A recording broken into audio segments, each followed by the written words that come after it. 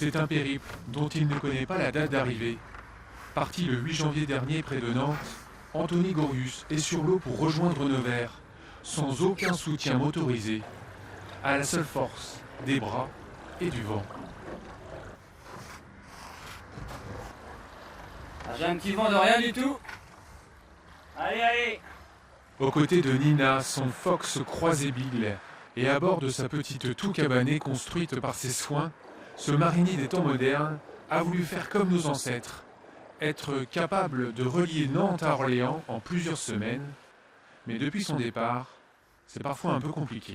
C'est le manque de vent, flagrant, c'est le manque de vent.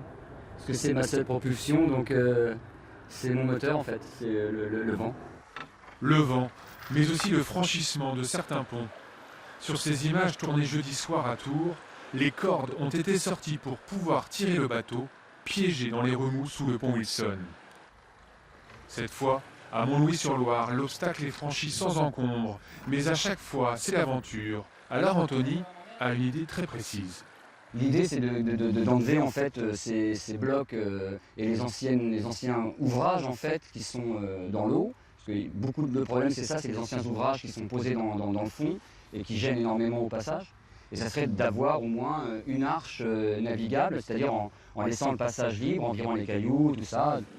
Anthony ne croit pas si bien dire. À Tours par exemple, la métropole veut rendre plus navigables les passages des ponts Wilson et Saint-Côme. Allez Nina, viens. Ce qui pourrait aider à développer le tourisme fluvial.